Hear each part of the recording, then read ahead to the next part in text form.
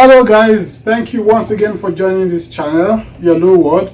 Thank you for following us, thank you for your comment, thank you for your feedback, and we encourage you to just do more. If you have not subscribed to the channel, please hit the button down below, follow us, subscribe to the channel so that you can receive our notification. Today is a special edition and we'll be doing an interview format. I have a friend, a very good friend with me here today. Like I said in my past video, is someone that I've known for a while and I respect so much, and I'm excited that he gave the nod for us to go ahead with this interview. So thank you once again for joining us, and I hope you follow us. So as we start today, I will want to say, so I don't have to, introduce him in a wrong way. So I want him to introduce himself and tell us, Yeah, Bossman, thank you for bringing me here to speak about my own experience. First of all, my name is Fiogho Tonwe. I'm a financial analyst with CP here in Canada, and I've been here for a while, about 5 years thereabout, and so far so good. It's been interesting, and I'll be happy to share my experience and I actually got here. Okay, thank you. I mean, I'm sure that was a very short introduction. Is more than that, but we'll take it like that. Like I said, we've known for a while. So do you remember how we met? Interestingly, not I can't pinpoint exactly, but I know maybe because we had some similarities in terms of trying to improve yourself while you are here. So there have been a lot of fora, the organizing, for different things. So I'm sure we met in one of those fora. So I also remember again, I met you when you were in the bank shortly. Then we were seeing ourselves, somewhere, but formally I think we met in one of those different fora to improve ourselves and how to hit the ground running. That's right. Yep. Yeah, and like you said, we have a lot of things in common, and we've always been at different events. I remember we met at the bank as well, but we met in Canada, and the good thing is, meeting people with like minds, always help you to go far in an environment like this. For sure. Yeah. Where you can push yourself, and so. Okay, sounds good. I will first start by asking you. I remember you said you came as a student. Correct. So, can we share a little bit about that experience? First, from how did you get to, determine that you want to come as a student back when I don't know. I get what you're saying. Yeah. Once again, back home I used to work in the bank, and I haven't worked in the bank for about 10 years. At some point it became boring. Yeah. To others who didn't know what your dream is all about, you were actually doing good. They thought for sure you are doing good back home, able to pay your bills, once in a while you can travel and all that. But for me, I felt it was boring, especially with the financial institution when things were changing and all that. So I said, this is the time to pick up another challenge. At that point in time, I knew a lot of colleagues who were actually doing these kind of things, applying, through agent or whatever way we were doing in some. So they were resigning, they were going at that time. So I became curious, and I wanted to ask, okay, how did you go about that? First of all, what I knew then was to say, okay, supposing I want to leave Nigeria as it were, so where do I go to? I had been privileged to travel then to the UK, to the US as well, but only Canada had not been. So when I asked questions in terms of maybe going for a particular program like school, so after school, what next? So from all my inquiry, it became obvious that Canada, had the most friendly immigration system. So that was when I was okay. If that is the case, then let's look at Canada. Because I was very busy in the office, so I didn't start it myself. So I went to meet, one of those agencies actually, looking for admission for people and all that. So I met them to say, okay, this is what I want to do and all that. They said, okay, they were going to look for school, that kind, thing for me and all that. So what they had in mind was University of British Columbia. So that was exactly what they had in mind. It's okay, let's put in that. So because I was familiar with immigration thing in terms of applying for visas and all that, because I used to travel and I did those things myself, So after my first meeting with those guys, the question they were asking me and what they were doing, I just knew exactly what it is. Just because I didn't, I didn't start it myself, but from the first interview and everything they were doing, I felt those were things I could do myself. So, but I gave them the money, the initial fees, I paid them. Then that was the last time I actually, went to see those guys. So when I got back to the office, I did my research myself. So I said, okay, University of British Columbia, because I mentioned that there. So I look at what, did it take then. So because it required a lot of things, the transcripting with Nigeria and all that. So before I could gather those things, the admission for BC was actually closed. So at that point in time, I discussed with one of my friends when I said, hey, why don't you check Manitoba? They also have, ASPA's School of Business, because I was coming to do an MBA, so when I said, okay, I check at, went to online, look at the requirements. So the only thing I needed to do was to write GMAT, thereabout. I said, okay. So I quickly enrolled for that, and there was seat time. So I quickly enrolled for that. So I did the GMAT, good enough. I made the requirement, and I applied. Just casually I applied, and they responded to me to say, okay, I was good to go. But take note, before this time, I had gotten my MBA, back home. But when I look at the old stuff, I wasn't ready for academic programs. Just okay, I want to go and do like MSc or something. No, I was coming not necessarily because of the maybe the MBA per se, but when I look at the areas of opportunity and all that courses that were available, I felt it well. The good thing is that if I come for the MBA and I'm able to get that will help me to start in a good footing. So that was how I did that, and I was given the admission and I applied for visa myself. The learning curve for me at that point in time, because I didn't start on time, it was a rush thing for me, because I got my admission. That was about less than 3 months to when the session will start, that kind of a thing. So then I put in for my visa, and the visa took some time. So I got my visa, let's say 2 weeks before the time I was going to travel. So I took my chance, and that was how I came here. I got here, I left Nigeria the last day of December 2014. I got here first day of 2015. So that was how I came here to start the program. That's good. Thank you. So one question, before you started in Nigeria, did you consider a lot of other options in terms of Yeah, correct. I missed that part. Yeah, so when I spoke to my friends who were doing that, who were leaving us at that point in time, they had started this program some 2 years back, some 3 years back.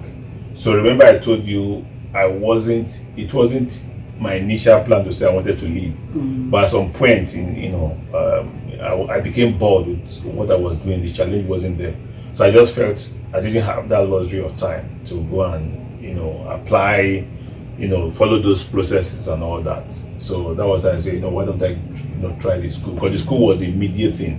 But remember, I know it's going to be it's going to cost a lot of money, especially depending on the program you are doing. So but good enough, I was able to put those money together and That was how I took that. There were other options, but to meet my need at that point in time, the school was the most suitable option for me, and that was how I took that. Yeah. Wow, that's good. So now you left. You came in. You said you came in December. I got here the 1st of January 2015. Oh, 1st of January. Yeah. That would be in the thick of the winter. Yeah. Wow. Yeah. Interesting. Yeah. So, going to school in Canada, or let me say your experience, including going to school, then from transitioning to working, how has it been? Well, it's the same challenges that it will be everywhere. Yeah, it's not particular to Canada per se. First of all, there was this challenge of the weather. Well, at that point in time, I didn't know what the weather here was like. Even though I was told then that it was cold, but because of my experience with winter in UK, so I felt no, of course, even if it was cold, I'll be able to cope. So I got here, and that was the peak of the weather, January. So everything was still okay.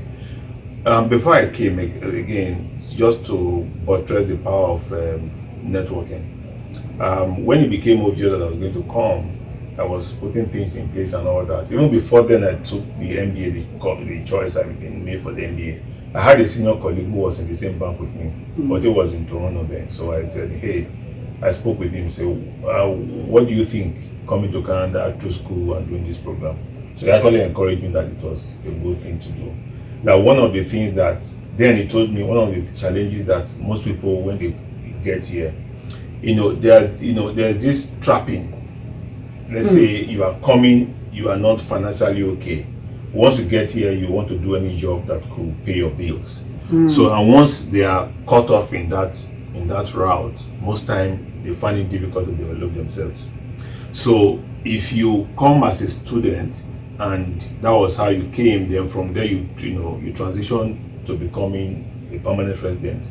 So before you go into the field of labor, you'll have improve yourself. It's certain. Most times if you are going to meet an employer, for instance, and you submit your resume, if they see that you school here, there's that tendency to say, okay, yeah, this person, I don't know, but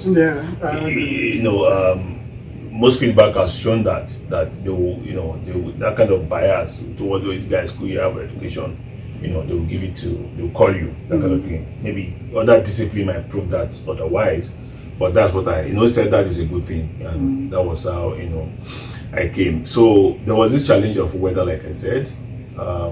So he introduced me to one of our other friends, Paul. We were all the same. He was my colleague back home, but he was here for some time before I came. So I called him, I told him I was coming, he said no problem. So before I got here, he actually assisted me to secure an accommodation, a basement. So he came, he picked me from the airport. He said, you know what, his house was full at that point in time, so but he secured a place for me. Then he just took me straight to the basement, and that was how I got to where I was staying, not too far from this, from the school. And that was the first challenge I had. And to some extent, they just showed me the bus route, that kind of a thing. So with that, I started. Then, if you remember quite well, 2014-15 was the period of Ebola. Yeah. So there's this challenge of acceptability, because they felt Ebola was an issue, especially with this pandemic, for instance, like worldwide, right? Ebola then was more of West Africa. So people coming from there, they were very cautious, and they were looking at you as one, with that kind of, is this guy, does he have it, or that kind of a thing. So, and the good thing about Haspa's School of Business, what they do then, is that if you are coming, let's say you are coming from an English-speaking country, and the other, student from other non-English speaking countries. So there was this program they were doing, they call it a mentorship program. So you are coming like a senior student. So they want to pair you with other students from other countries that might not be good with English, so that you can become friends. Then from there, you can teach each other. So before I got here, they actually paired me with a Chinese, who she wasn't speaking English, that kind of a thing. So she was ready to come and pick me at the airport, but I said, okay, no, don't worry. My friend was coming to pick me. So when I got to the school, the first day we met, so she took me around the different places, the library, those areas where students will actually need. She would walk me around, where to have your coffee and all that. But in doing that, like I said, there was this issue of acceptability. She was looking at me, very funny way. Later on, when we became, very close friends, she confided. She told me that, look, the first time you came, I didn't want to check you because I thought you had Ebola. Your eyes were red and that kind of a thing. So I laugh over it. So that challenge will be there. Another challenge again you may have is it depends on who you are, how you are able to come out of your shell. It's that challenge of friendship. Most people, they don't, once they come, they are so bored, they might not know how to mix up with people and know how to integrate and that kind of a thing. So most people are actually bored. That could lead to other mental state. But those are especially for Nigerians, given the background, we are kind of sociable people. So those are not really serious things that people will not will not overcome. But you will see those things by the time you are going to class, people from different places. So you try to introduce yourself. By the time the academic kick off, that kind of a thing, you become familiar, you have friends. And good thing about most of this program here is that they encourage a kind of group work, group meaning group project assignment and that time. So by so doing, you meet with people, you have friends, and they are very ready to help. That's one good thing about Canada. So yeah. Wow, that's amazing. I mean, there are quite a number of things I've picked, from there. One question that I want to ask is, and I know it may be different from you. I know one of the viewers asked, about, the application process. It was specifically asking if paying school fees ahead before doing application is advisable, if it will help him. What do you think? There are two things to application process of coming here. First of all, one is to gain your admission, and that will give you the basis to apply for a visa. So, and these things are looked at differently. So the school give you a kind of checklist, right? So if you meet those checklists, the school will offer you the admission. Then based on the admission, you will now go and apply for visa. Yeah, talking about paying school fees ahead. Well, I'm going to talk based on what is available online. I'm not talking as a consultant, because before you can speak on some of those things, you have to be certified or licensed to do that. So I'm not talking as an immigration consultant. Yeah, but the whole thing about, in my case, for instance, they want to prove, are you really coming to school? So based on what you put in there, that's why most times people say that, write like letter of intent. What are you coming to do? So given my story, which was real, I was bored with what I was doing. I walked over a long period of time. So I needed a new challenge. And that's why I was coming to school. So I gave them those background. And good enough, MBA is like a general course, and which also related to my field. That is social science, and somebody who has been in the financial industry. So that was what I put in my letter of intent. So I think with the rate of maybe acceptance and refusal, I'm sure the people there who look at your application want to see, do you have a good reason for coming to school? Have you met, if you come to school, that's why most times they will ask you to prove your fund. Are you, will you be able to, when you get here, will you be able to, pay your school fees and also be sustainable? Yeah, so those are things they look at. So I'm sure that's where, when you pay your school fees ahead, it shows that this person is really, to me, that's what I think, it's really serious. He wants to come to the school, and that's why. So it shows that this person has taken care of school fees. So then they look at maybe they look at other fund you are coming. So they want to see that if you are able to, cope, meet up with the purpose for which you are coming. Because one thing the government here tries to do is they don't want people to come here and constitute nuisance. And again, they want to be sure that you'll be able to go to the school, that not food or little of those things that will be things that will, cause a kind of, will truncate the process. So I think that's the reason why they will look at those things and say, yes, I think this person is serious. He has the financial, capacity to come and do this program. So I think that's, from that light, I think it would be a good thing to do that. But very good thing, another good thing again, like I said, from experience too, most schools, when you pay, and let's say for whatever reason you don't have the visa, or you change your mind from coming, is that they will ask you to defer your admission, or they will even refund your tuition fees. The only thing that you may lose may be like your processing fee. Yeah, but your tuition fee, because you have not used it, you've not done it, they will return it, they will refund you those fees. So I don't see any risk if you have it in paying them ahead. One, you are sure if you don't come, they will refund it to you. Then two, I think you also help people who are looking at your assessment, or who are assessing your document, to say, yeah, this person, I think, is really serious to come over here. So I think that is a plus if you can. Oh, that's good. Yeah. My next question will be, when you finish school, how was the job hunting experience? Yeah, good question. Interesting as well. Yeah,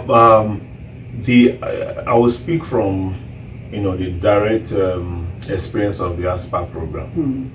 One good thing about the ASPA program is there's this mentorship program that is also part of that, the program generally. What that mentorship program all about is that when you get here, they tend to link you up with other peers who are ahead of you in the industry here.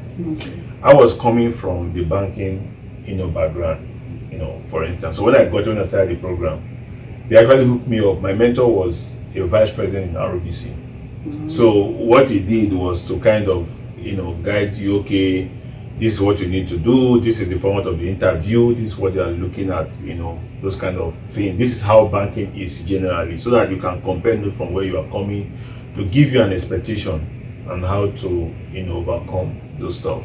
So they do that. And also part of the program, they do what we call the resume section, where they will teach you, they will do a kind of simulation, like a mock interview. Yeah, they will bring those experts, they will come, they will interview you, then work on your resume, prepare your LinkedIn picture, those kind of professional stuff. They do all those things that will prepare you. So I haven't done those that, but by the time I finished school, my resume was compliant, so to speak, unlike what we had back home, where it's not the same thing. Yeah, some of those things here, that resume here, you don't need to put like your age, those kind of structure that you put male, sex, or male or female. Those things are not part of the resume yet. So my resume was compliant. So, and when I was almost done, I wasn't sure with the field I was going to. I said, you know what? Then there was this professional, another course again, where if you want to sell, like if you want to work in the bank, to give you the license to sell their product. Yeah, I forgot the name of that course. So is it CSE? CSE, yes. So I did that. So while waiting, when I was because I was coming from the academy, after my own thing, I was bored kind of. I was okay, while waiting for a job, what do I need to do? So I said, let me take that program in case I'm going to be either in the insurance or in the in the bank. So I pick up that course. I was doing it online, that kind of a thing. So while I was doing it, I would go to school. Even after having graduated, I would go to school. I knew all the job sites. In the course of those programs, they gave you those job sites, so I was applying. So there was a job that the job didn't require like you must be a graduate or something. So I saw it there from where I'm working right now. So I applied. So it's okay, something I could do. So I just applied, for the job. So that was how, someone called me, and then one thing led to the other, and that was how I got my first job that I'm still working today. So it was just sit down, see opportunity, apply for it. If you are qualified, they call you, and until you can do the job, they give you the job. Wow. So that was how I did that. But that was my case. But other case I experienced also was that there are a lot of network programs. There are a lot of job fairs. I knew several job fairs I went to, especially in the banking. Yeah, because the way the banking is here, it's not like, where we are coming from. I knew several banks I went for the interview. They look at my experience, they look at my qualification. They were being frank to me, say, you know what? Except you ask me, are you ready to, relocate from this province to like Toronto or minimum Calgary? At that point, because this was my first, starting point where I had some friends or so, I said no. I was very reluctant because they told me with your qualification and your experience, they don't, they weren't comfortable giving me the kind of job that were available. They just, you can't go and do like those teller or some of those, jobs. They felt I was more qualified for those jobs, and they know that okay, if you take those jobs, it might be like a transition. You might not, for whatever reason. So I knew two HR, officers. They called me and asked me if I was ready to relocate, so that they could give me a job that was more appropriate for my experience and qualification. Wow. So yeah, those are another opportunity where you can also have those job fairs, networking. Yeah, once you come here, the another good thing again, maybe when we get there, but I can also share it, especially for people just coming here.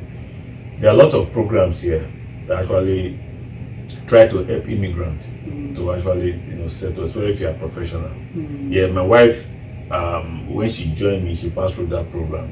They call it like the success skill program. Yeah. So what that program does, I don't know if the program is still on. What that program does is like, they know that you are a professional before you got here, so they will kind of you have like a session with them. After those weeks of section, then they will send you to an employer. It might not be paying, it might be like an intent or something. Just go there, work with them. Then they will look at you. When they think that you are good, you are able to do this job. From there, people actually get their job.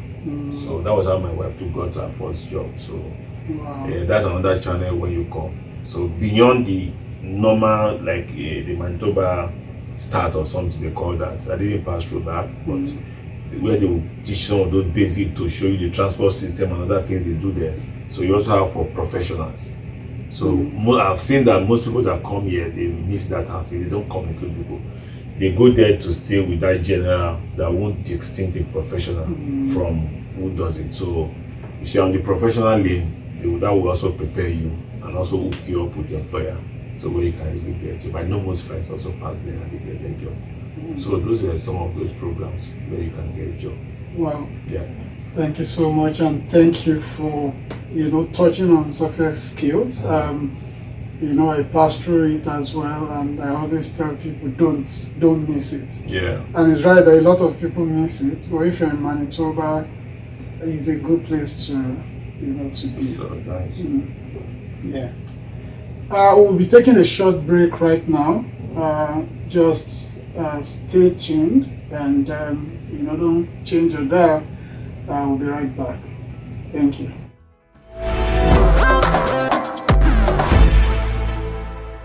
Welcome back, and thank you once again for joining us. We've been speaking with Fiogho, and he's been giving us a lot of insight and good tips.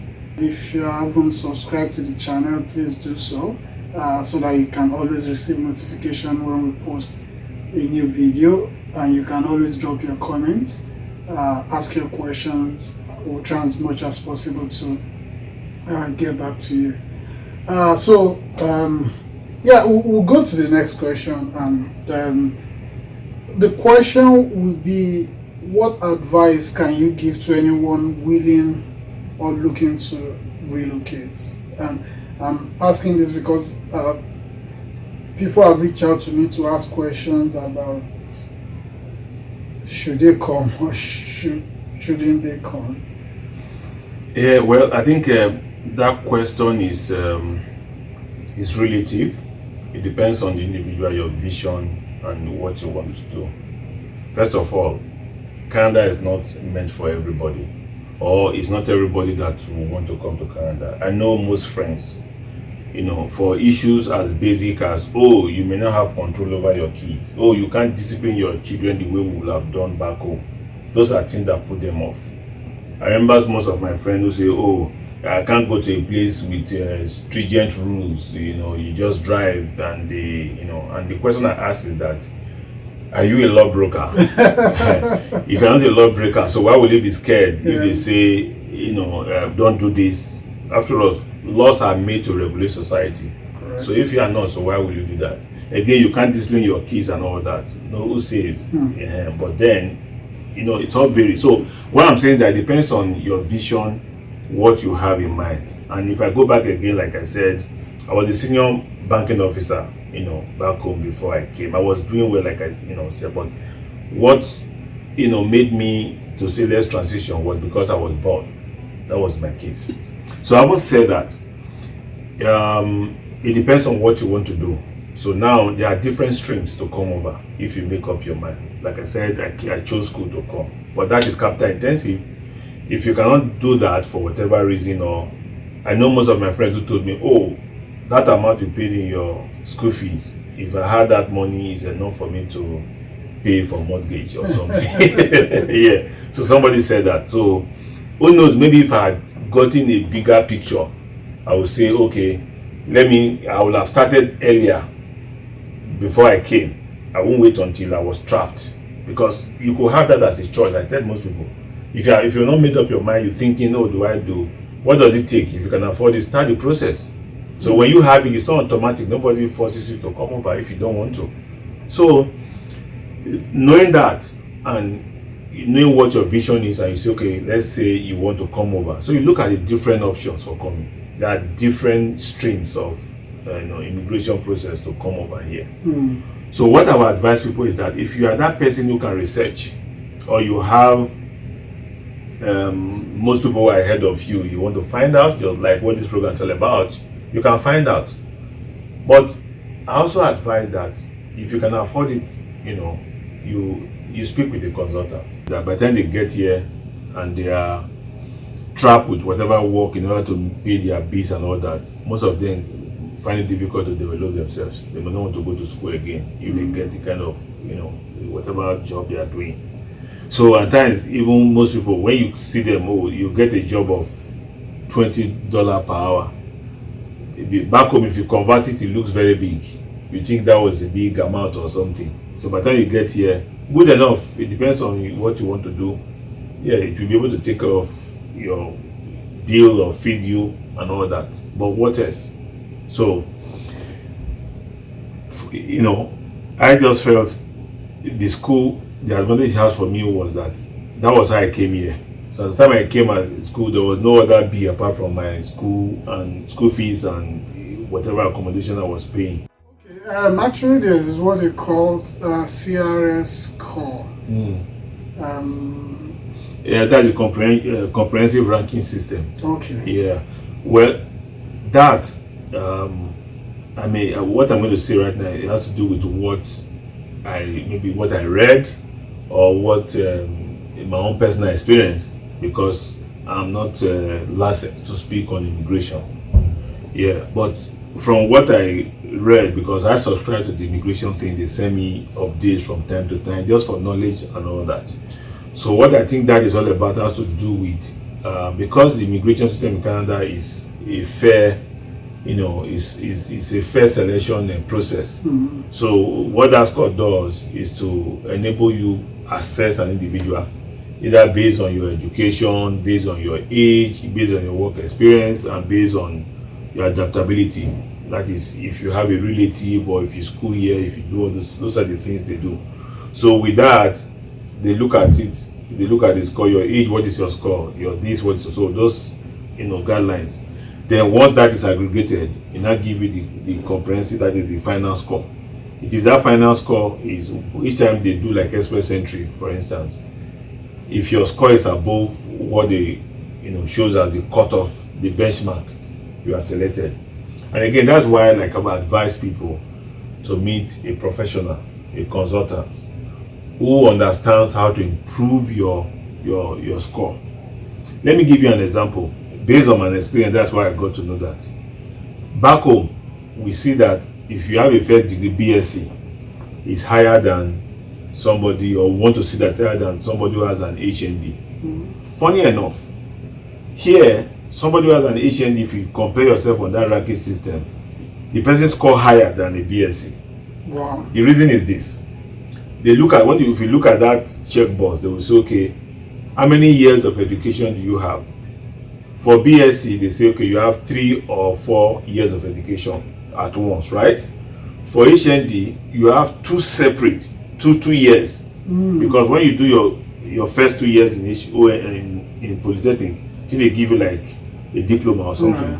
Then you come back again, you now do another 2 years, which is HND. So here they see it as 2 different, part of education. So it gives you higher score in that ranking system than somebody who has just first degree BSc. Wow. But not as much as somebody who has a master's though. So the reason is that's why you see that consultant is useful. Most people, they look at only one province, but consultant look at the whole. They look at how you are qualified. Oh, okay, if you don't fit in here, you can fit in here.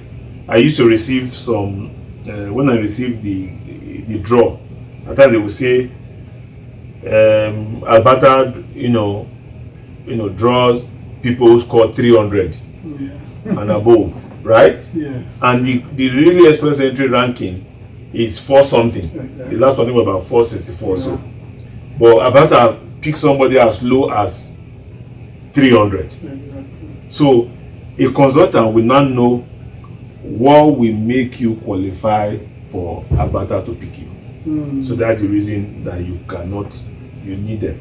Wow. So yeah. So but that notwithstanding, if you have somebody who can research, you have the information, like I said, you do it yourself, you can. I did mine myself, but I learned along the way. Because I told you at some point when I was doing it for my family, my wife spent she's school in the UK, so she spent over 6 months. The part of the process required that anywhere you have spent over 6 months, you must bring a police report. So when I was doing it on my own, it didn't occur to me, or I missed that session. It's not as if it wasn't written there. For me, I miss it. But the consultant will give you a checklist. So if you miss it, he will tell you, oh, something is missing here. So some of us too, we have this phobia with computer or searching, or you are too busy. So if you know you are too busy, or you have some of those, not your strength, give it to somebody who can do it well for you, so that you can concentrate on your strength and take advantage of available opportunity that is there. So that's why I also advise that the role of consultant, you can't downplay it. It's interesting. So I will ask, do you think masters or PhD offers like additional advantage? For sure. Yeah, because if you look at, like I said, if you look at that the ranking system or wherever, you will see different education and different score. So here in Canada, it's not everything about maybe having a first degree, having wherever. Driver, there are some schemes that are good for drivers. Wow. Yes. Wow. There are some skill. I don't think meat cutter or whatever they call it. Yes. Okay. I didn't know. I see them but here there's a profession for it. Wow. So why you may not pass through, if you have those professions, it's something you can do. Maybe some of those skills you can learn them in 6 months, or a training you can do. So that's why again it's back down to a consultant who can prepare you, for that. So every skill matter here. I give you an instance. I always say, when I applied for the job that I applied for, it wasn't like my skill. It wasn't like an MBA job, but it was like they needed a rep kind of. So I applied for the job. So, but when they called me and they were interviewing me for something different. It wasn't like I asked them in the panel, why are you? I thought they said the rep is something. So why are you? And I said, well, that was the interview they wanted to give. So, but later I realized that after I joined the company for some time, my director, took me to actually introduced me to the VP, and in the course of introduction, I said that this guy has a CFE, it's a Certified Fraud Examiner. That is a very big certification and that kind of a thing. So for me, I got it over 4 years back home because it was part of what I was doing in the banking back home. But it didn't occur to me. In fact, when I was coming, It was not part of the ranking system or wasn't there. It was not known. But that was a certification that I had. So in the course of my job, in my work experience. So I'm sure that was what the guy saw. Maybe to also attract him to, shortlist me for the interview and all that. Wow. And looking back today, the job that I do in my office was not even the job that they interviewed me for. Wow. I saw them giving me like risk management job, giving me like auditing job, which was what I was doing, that I have that certificate to show. So there are some certificates you will have that may not help you in your ranking system. Take for instance, if you have a HICAN back home, when you are applying for your rank, I'm sure there's no space there to show HICAN that give you points. But one of the very good job, very selling just where for the financier and all that, if you have a CPA. So it means if you are shattered back home before you get here, you can easily convert from your HICAN to that CPA. So they just like they waive some peculiarity, maybe like the tax system. It's not the same thing back home. Those are the few courses you will take. But they will waive some other basic accounting courses that you have done and all that. So not that good for us, we are good at certification. It may not be useful back home, but I tell you, once you come here, there's a place for you, and your certification will be, that you can apply it. That will also, give you a edge. Wow. Yeah. Thank you. You said quite a number of things I like there. And I also think that some of these videos might even be useful for people that have already landed. And we'll be doing some series, to touch on that, because you said the job you applied for was a lower job. Yeah. But the interview for something different. Yeah. Which is why sometimes we just need to try, Yeah. We just need to, try the shots, If we don't try, we can never. You never know what will come out. Exactly. And I mean, that was very good. Maybe just to add to that again. Yeah, like you said, maybe we also, even after your process you are here, especially for new immigrants who may watch this, at times we make a lot of mistake in terms of maybe job. Maybe let's say, for instance, I was like already a supervisor or doing head of a unit or something back home. So I won't say when I get here, I will wait for that kind of job to be head of a unit or to look for a manager job or something. People do that. But one thing I know about experience, you have it. Correct. There are some things you can't buy that the experience will give to you. So I advise, if you are here, especially when you get any job in a multinational, maybe big companies where opportunity may come up, take whatever available job that you are given. You will pay your bill, right? While you are there, the good thing about here is that it's not as if you could be in one role for 10 years. If you don't apply for available role, you will remain there. So, but if you are there, let's say you are an analyst or you are a supervisor, then there's a role for a director that you think you can do. You have the qualification, you have the experience, you can do. Apply for it. You see that you can leave an analyst role and become a director. So roles here most times is that there will be a need, there will be available role, and you have all that to take that. Yes, you can do. So that's why once you come, try to put yourself in a place where opportunity will present itself for you, and because you're already prepared, you will take that chance, and you are there. That's what I would advise, especially people that are here already. Wow. Yeah. I mean, that's a good one, and part of preparation, like you said, was you did CFE before even coming. It wasn't anything that that's why we just continue to develop ourselves as much as we can. Now, people ask me about proof of funds. Sometimes what do they mean? Based on your experience, can you just share? Yes, again, I think I will speak based on my experience, not as a professional.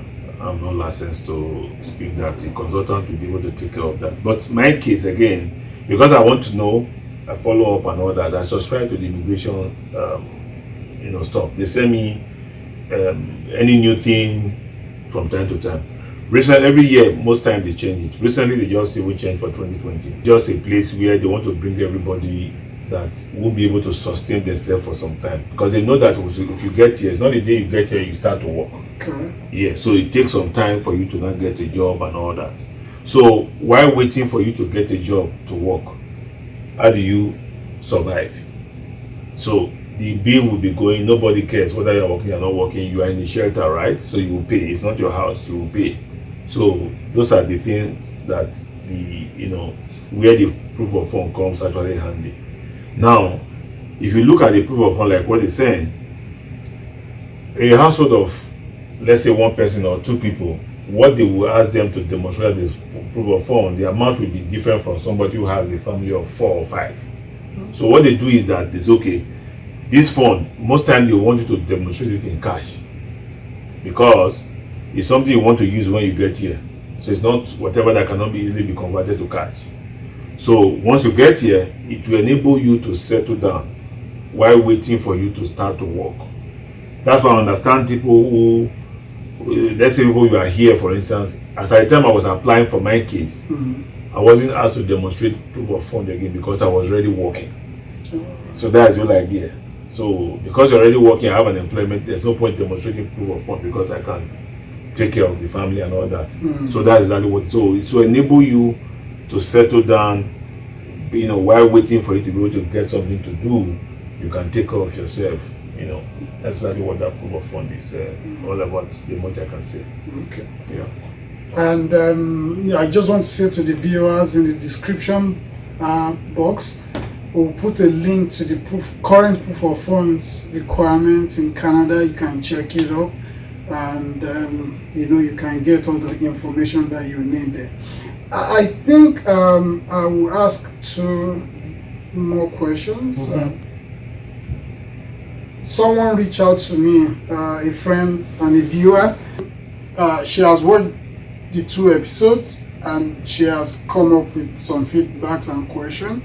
Thank you for doing that. So she was asking me about MCC, I think it's Medical Council of Canada. They have an examination, and she was asking me if one needs to do, a medical doctor needs to do the examination before putting in for express entry. So I don't know if you have any information on that or... Yeah, well, I can't speak so much about that, but one thing I know is that whatever information we need, like you rightly said, just to help the people, give them more information, that kind of thing, we can search for that.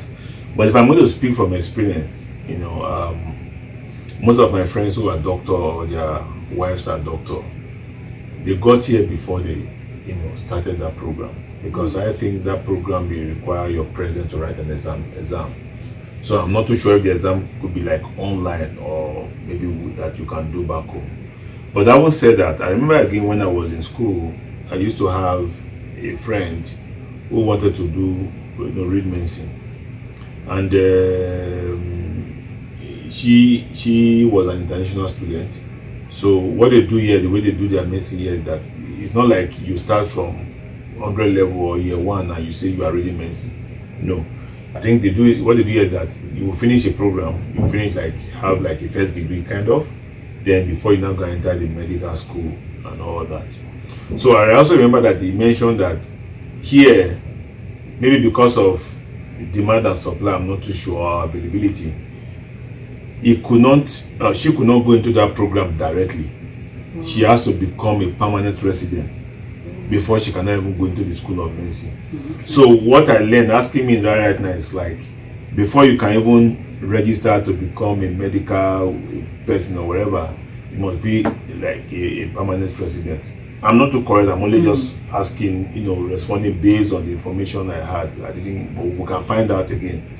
But that said, if that exam, because you are asking now based on you, what can improve your chances to come over here. So if that exam will not give you additional points, I know some stuff here, some license or something could give you here. If that exam will not give you, because as a doctor already back home, you will have acquired the maximum point for education. So if you have the maximum point for education, why?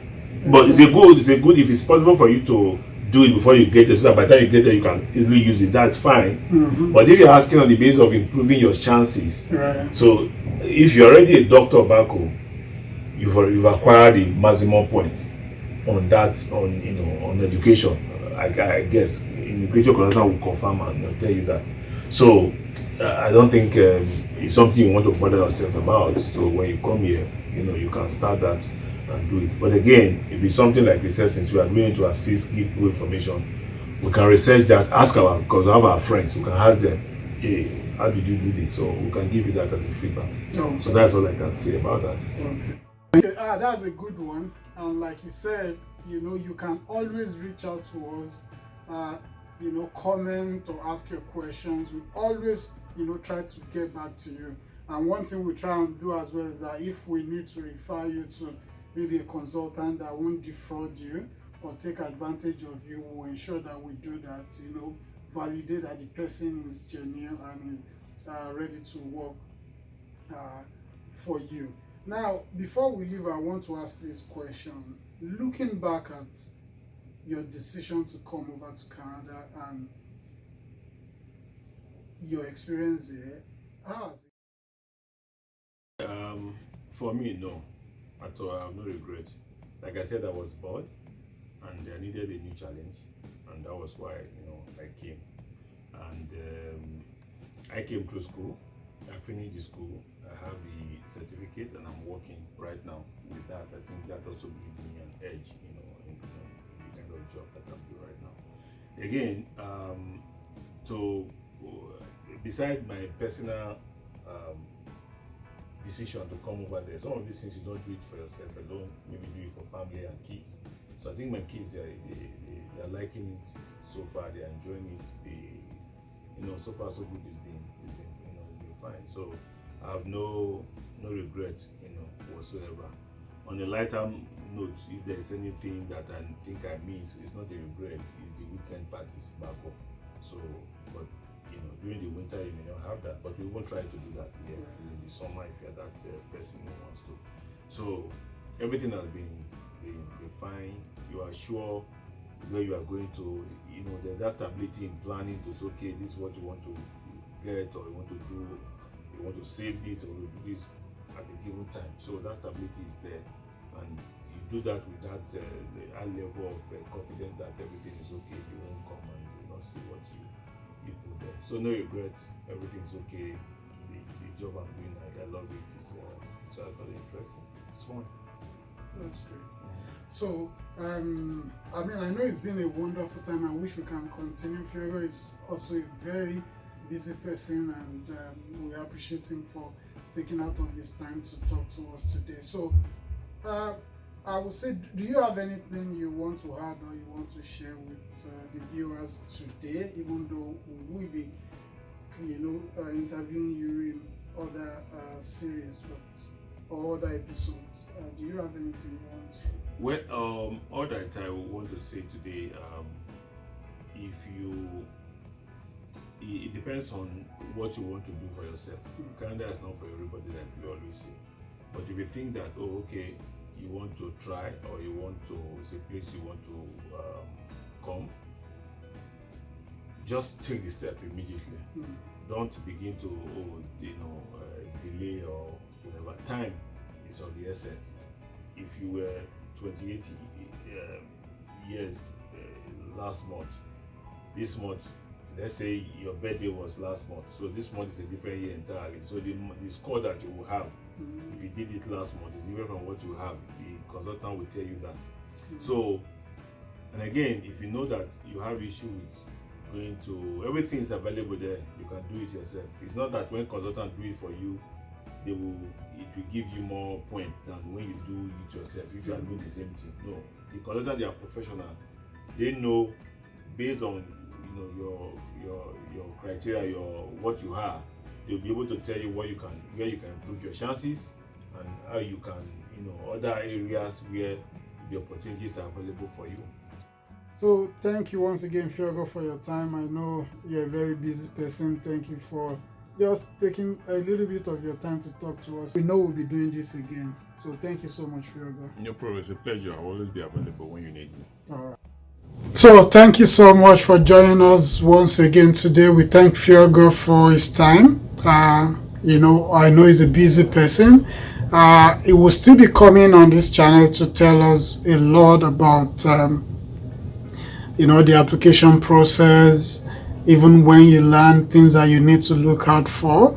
I can assure you that there's a lot for you, to pick on this series. So kindly subscribe to this channel, hit the button below so that you get notifications anytime we drop a new video.